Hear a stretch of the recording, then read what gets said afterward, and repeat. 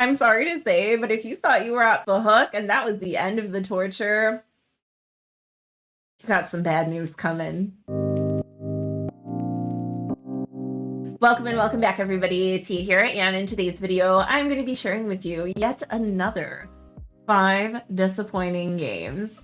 Disclaimer, not bad games, games that just didn't work for me. This is my opinion, these are not facts. Been a while since I've said it, not a board game wizard, just in case y'all missed that. So please take everything said in this video with a grain of salt. And as always, I will be providing some recommendations about other games that did fulfill what I was looking for in case y'all had similar vibes of not liking games, or if you did, these might be games that you would also enjoy. Without further ado, let's get started. Game number 1 on this list is a game that looks absolutely gorgeous. It has such a stunning table presence, but the game itself, all about as flat as the leaves in the game box, and that is Bosque from Floodgate Games. Bosque is an area control style game that's played over the course of 2 different phases. During the first phase, players will be laying down trees with various numbers on them that will dictate where leaves will fall onto the board. And during the second phase, those leaves will be placed out. There's not a lot going on here. It's exactly how it sounds, and that description of the game sums up how I felt playing it. It was just repetitive, tedious. There wasn't a whole lot of rhyme or reason to where you place the trees and when. It was just like, okay, well, this person put this 4 tree here. Logically, I have to block that with this tree here and place my leaves here. It just did not feel satisfying in terms of the mechanics or the resolution with scoring whatsoever. I'm not sure what would have really helped this. Like, it feels like a first idea of a draft that you then add to, like, maybe we can make some trees do this, or make these things go here, or the board can be different, so that placement of leaves. It feels like a very basic starting point for a game that was never expanded on. And like I said, as you can see here, absolutely gorgeous, but overall, playing this game after we were like 2 turns into even the first phase, I was already over it. And I thought maybe during the second half things will pick up. Nah, not the case. If you're looking for a very beautiful nature-themed game that has some elements of area control and a little bit more going on, I would definitely recommend checking out Petrichor. This game is like everything I would have wanted Bosque to be. You're dropping your little droplets onto different plants in order to score areas, but each plant has unique scoring triggers. Some of them need various weather conditions in order to really flourish. Some of them you don't want to have the most drops. You want to have the second most drops because you don't want to overwater that plant. And you're voting on different weather conditions that will vary up and help you manipulate the pieces that have been placed by yourself and your opponents from round to round. So it's not just stick your down on a board, you actually get to have some influence over the timing of when things score, as well as the placement of things after they've been set down. So I would say that that's definitely a great alternative if you're looking for something that has a really beautiful aesthetic, that has a nature theme, and that has area control elements. The next game on this list is one that is super cute, and that is Catbox. This is another game where it just feels like you're putting stuff down and then you score based on majorities. Each player has a secret color of cat that they are trying to get to be displayed most prominently with the cards that you place down. But if we're being honest, it's really no surprise who has what color by the end of the game. There's not a lot of bluffing elements that you can do in order to get away with it. You really just need to get your points and get them as quickly as possible. Again, this feels like a very basic form of tiling. Adding in the secret color doesn't really add much to the game. Like I said, it's not much of a secret by the time you get to scoring in the final round. And this is another game where it just felt very repetitive, where you're just placing things down each time. The patterning puzzle in this game I didn't find to be as satisfying as in many other tile laying games. And for that reason, this really fell short for me, despite the really cute art. A great alternative if you're looking for this art style of game would be to check out Cat Tower, which is a real-time kind of speed game, dexterity game where you're matching different cats. It has the same artwork as Catbox, Another game that I would really recommend if you're looking for a cooperative experience would be Cat Rescue, with beautiful kitty art from Kiami. And it has kind of some of those puzzle elements where you have cats out on a grid and you're trying to slide them this way and that to score different combos. That, however, is cooperative, whereas this is competitive. But if you're in it for the aesthetic, those are two games to check out. If you're looking for a tile laying game with these elements of trying to get different like set collection and laying out tiles that has a very relaxed, inviting feel, I would check out Kodama. In this game, you're building a tree of cards and you're so building off branches to collect butterflies, caterpillars, mushrooms, what have you. And it's got a lot of really unique elements in terms of how you place out your cards, because they're not just snapped to a grid, but it still has those set collection elements where you want to get them in the right order, in the right patterns, and growing them out from your main stem. So there are a couple options there based on what about this you might like, or what fell short for you, or what you might like outside of that. But unfortunately, Catbox was not one that I kept in my collection, or felt that there was a lot to delve into more after one initial go. Next up on the list is a game that I have heard such high praise for from so many people, and I know it's a favorite for a lot, but for me, it barely felt like a game, and that is Draftosaurus. I know that a lot of people enjoy this game, and looking at it at first, I thought, oh, this looks like it's probably a children's game, but I've heard so many adults swear by this game, even people who don't have kids, and have said, oh, Draftosaurus is so amazing, I love playing it. I see people posting it all the time. Like, yes, the meeples are cute, but my word, is there like nothing going on up here. So Draftosaurus is exactly what the name would imply. You draft dinosaurs, you put them into your park, they score based on how much your different sections are filled out. I don't know. I was expecting something other than nice components. Like, this is a very great game for children, for young children, I would say. But in terms of it being a game that bridges the gap of like, oh, but it's fun for the adults to play it with the kids as well, or it's fun for adults to play outside of that, it did not reach me whatsoever. For some people, this may be an appropriate weight of game that they enjoy. Maybe you just really love dinosaurs, but for me, it's a no-go. This is another game where we got like 2 rounds in and I'm thinking that's it. And again, it's not a bad design. It's very clean. It was just unbelievably light, contrary to what I had been led to believe based on how much people have liked it, who typically are into more heavy style games. Now, I can't speak for the expansions because I haven't tried them, but honestly, based on the base game experience, I have little to no interest in ever trying them, unfortunately. If you're looking for a drafting game that has unique drafting for different sets of components that you're collecting, I would definitely check out Sushi Go. This is kind of one of the older but standard games within this style of drafting. It's very straightforward like Draftosaurus, but each of the cards that you take is unique. And there are some cards that score immediately. There are some cards that score based on majority, based on sets, based on endgame scoring. So there's a little bit more variability there. And the play is very quick and to the point. That is one game that I find whether you're a child or an adult or a mixed group, that everybody can find something to enjoy about it.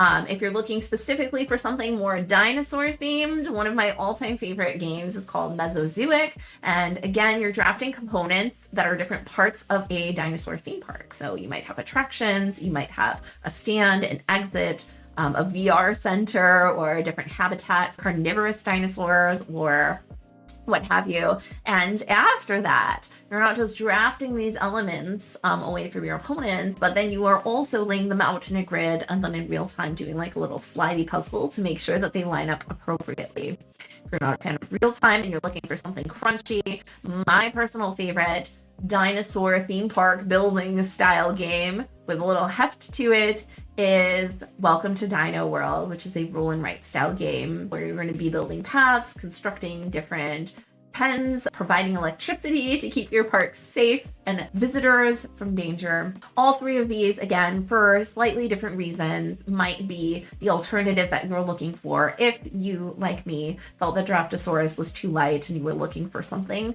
a little bit more.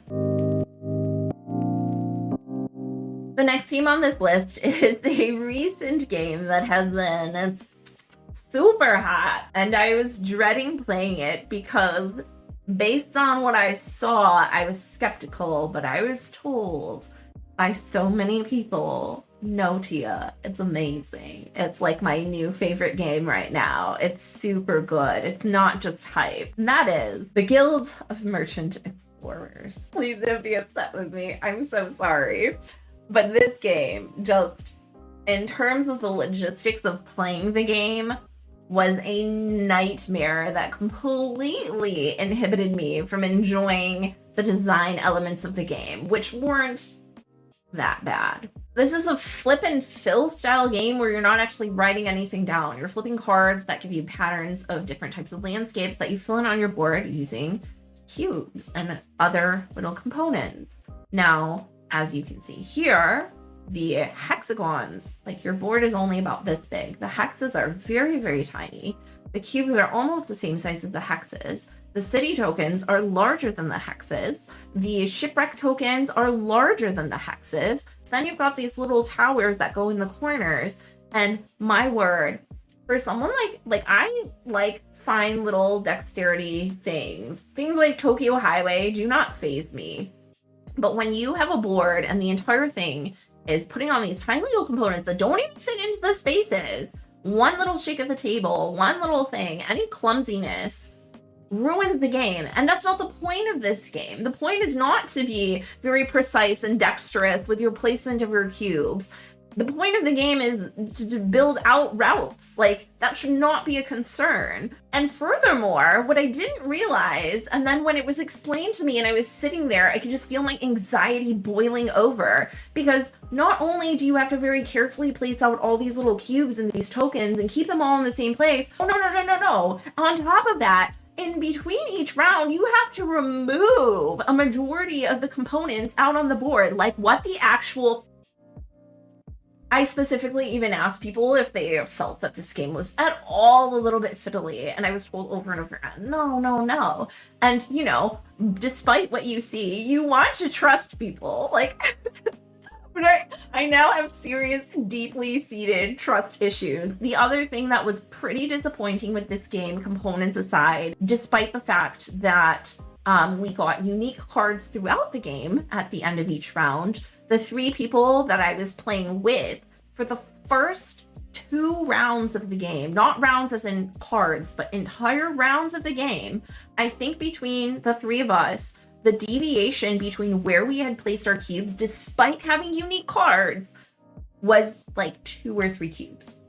By the end of the game, we did have some different routes going, but it was one of those games where you feel like you flip it over, everybody does their own solitary thing. But in that playthrough, it felt like there was a very clear path of what we should do with the order of cards that came out. So it didn't feel like there was a lot of promise in terms of variability upon multiple plays or between players. The player interaction component was just not there. Unfortunately, like I said, it's not the worst design game I've ever seen.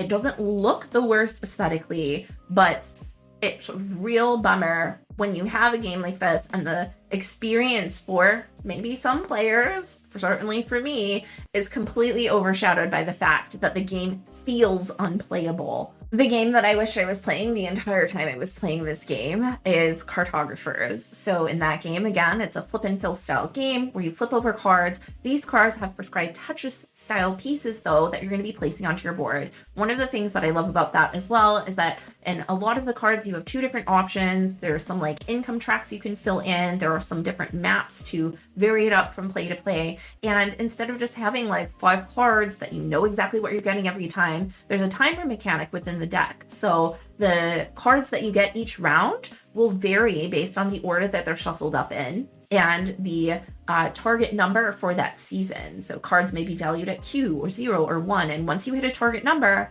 that's it. So you can't really count out or plan ahead to the degree that you can in Guild of Merchant Explorers, which I'm not saying that it's not good not to plan ahead, but in this game, it felt like you knew exactly where you could go, when you could go. It was just like very slight variances of when cards came up that might inhibit you from one plan or the other. I really appreciate the variability in cartographers. I think that the puzzling is a little bit more interesting and unique in that game for me personally. And of course, you don't have the issue of the components and the anxiety over knocking over things, or was that cube here or there? I don't remember. And I just have to say, like, the fact that not all of the components fit inside the hexagons, huge frustration for me. So if you're looking for something that has a similar feel of patterning and making out a map, you can definitely check out cartographers instead. And the last game on this list, I know, is a beloved part of many people's collections. In fact, this game won Spiel a few years back. It's a game that I was insanely excited for, that went out of stock as soon as it came in print here in the US, and I paid extra to get it from overseas. And that is The Crew, Quest for Planet 9. I had only heard positive things about this game. I love card games. I really enjoy trick-taking. I enjoy cooperative games where there's limited information. Like, these are some of my favorite things in gaming. But in The Crew, this is a game that I have come to feel an aversion to. Not just that I don't like it, but I will specifically go out of my way not to play it, even if it's requested. The Crew is a cooperative trick-taking game, and it takes you through multiple scenarios ranging from very easy to very challenging with different elements that can be added in. One of the things that I thought was interesting upon reading was that you can play cards and give clues with limited information. So you play the card down and you can put the token in the middle, the bottom, or the top to indicate whether it's your highest, your lowest, or your only of that particular color card, which gives other players information about tricks and who will win tricks in what order and of what type. Like, there's a lot of things that feel like they could make a really cool cooperative puzzle with trick taking. But this is a game that no matter where I start in the guidebook, whether I start with very easy and work our way up, whether we start somewhere in the middle so it's more challenging and more engaging right away, it's just like the rounds go so quickly, it feels so repetitive. From jump to jump to jump, it doesn't feel like it really ramps up in difficulty appropriately. And yes, you can artificially go in and like skip 5 ahead and skip 5 ahead for the scenarios, but like, oh my word, even then it feels the same from round to round. Granted, it's not a poorly designed game. For me, the pacing was off. There's not enough engaging there to drag me through the entire game for the length and duration of time that people usually want to play it. And playing 1 round or even just 2 rounds doesn't feel fulfilling, even though it's a shorter time frame. So for me, I have not been able to find a sweet spot with this game where I'm like, yeah, this is the appropriate number of scenarios and this is the order to do scenarios in, where I feel like I'm really engaged the whole time and it's very tense and things like that. I don't think that this is the worst game. I can see why people enjoy it. But for me, I was underwhelmed by the first time I played it. And in subsequent plays, like I said, it's a game that I've come to avoid, even if people request to play it, which is not like I'm a pretty big people pleaser. If someone really wants to play a game, I'm usually not the one to be like, no, we can't, because I love games. I love all board games, but this is one that just, the thought of sitting down and having to play it, really gets under my skin. Sorry. If you're looking for an alternative to The Crew, if you like trick-taking, there are so many amazing trick-taking games that are competitive. Some of my personal favorites are Blend Coffee Lab from Sashi and Sashi, Ghost of Christmas Past, where you're bidding on how many tricks you can win, and the tricks change based on where they're placed in the continuum of past, present, or future, which dictate different trump suits for future rounds. There's Fox in the Forest, and even if you're looking for cooperative, my favorite cooperative trick-taking game is Fox in the Forest Duet, where all of the odd number cards have certain abilities that allow you to manipulate which cards you're giving to and from your opponents, or which cards are the trump suit. Fantastic two-player cooperative trick-taking game. If you haven't tried it, you definitely need to. And if you're looking for something that's a little bit more in the cooperative realm of card games, my two suggestions for sure would be Hanabi and Beyond Baker Street. Hanabi is very straightforward. You show your cards to your opponents. You don't get to see your own hand. You give limited clues, and then you have to place them out into your fireworks display in the correct order based on their colors. Super streamlined design from Antoine Bauza. It still holds up after all this time. And that's a game that you're doing the same thing throughout, but the tension and the ebb and flow and triggering like extra clues, getting back when you complete a firework of level 5, it just has a much nicer pace and overall feel to it than the crew did for me. And if you're looking for something a little heftier, Beyond Baker Street, it takes that Hanabi style limited clues and puts it into a Sherlock Holmes theme where you're trying to solve a case and play cards to hit a certain target in order to figure out the different details of the crime that has been committed, as well as rule out cards into your impossible. So that game has a little bit more heft going on in it. If you liked some of the later scenarios in the crew, Beyond Baker Street might be another game that really gives you that cooperative, immersive experience with a lot of different thematic elements tied into it. So, like I said, I can see why people like this game, but for me, there are just so many other alternatives within the realm of cooperative card games and trick-taking games that this one is just a hard pass for me. So there you have it. Those are 5 more disappointing games and some suggestions for alternatives or compliments if you enjoyed them. So let me know in the comments down below what your thoughts about these games are. If you have any other suggestions, I would love to hear them, and I'm sure everybody watching would love to hear them as well. And while you're down there, it's free, so you know the drill. Leave a like on the video to help get it out to a wider audience. And if you haven't already, what are you even doing? Like, subscribe, duh, that's what all the cool kids are doing. Thank you, as always, so much for joining me, and I will see you next time. Bye.